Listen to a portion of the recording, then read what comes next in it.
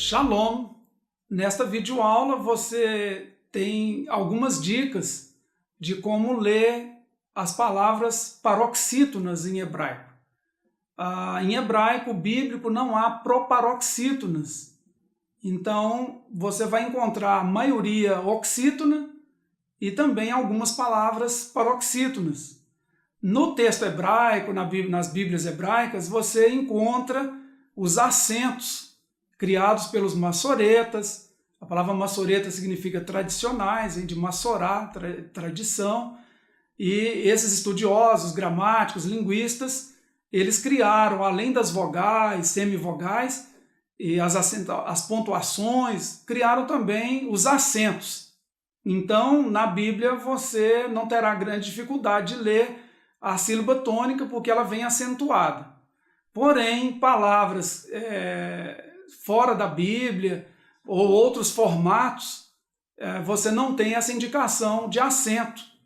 Por isso é importante saber. Algumas dicas ajudam a ler as palavras quando são paroxítonas. Por exemplo, o patar furtivo. Patar é o nome da vogal A breve. Quando ela vem no final de palavras, então ela chama furtiva porque ela roubou a posição, furtou a posição da consoante. Ela deveria vir antes da consoante, veio depois. Então a leitura vai ser, você lê primeiro a vogal, última, o patar, e depois a consoante. E ela não forma sílaba, mas mesmo assim, não formando sílaba, você pronuncia como paroxítona. Por exemplo, a palavra ruach. Então você tem veruach, que significa e vento, e espírito. Também a palavra noach, que é Noé, como se fosse paroxítona. Então, toda palavra que terminar com o patar furtivo, que é o A breve, você lê como se fosse paroxítona. Veruach, Noach e assim por diante. Uma outra dica é quanto às palavras duais.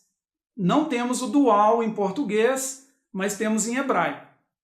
O dual é a terminação daquelas palavras que acontecem aos pares na natureza.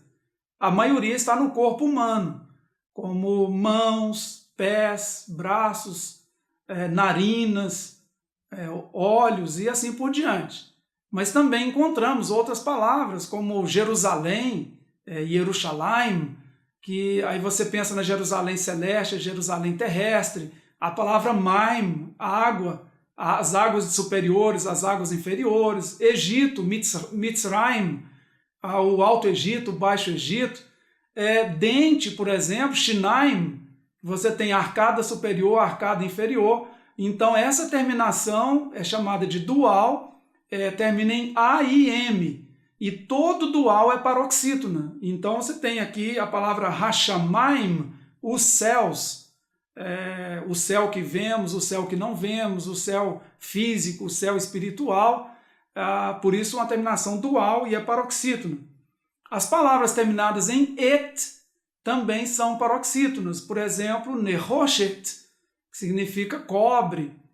As palavras terminadas em aa normalmente são paroxítonas. Por exemplo, da'at, que significa conhecimento. E as palavras que têm dois S sucessivos, um segolo e outro segolo, elas também são paroxítonas. Por exemplo, a palavra meler, a palavra sefer. Meler significa rei, sefer é livro. Terminamos aqui mais uma videoaula. Shalom!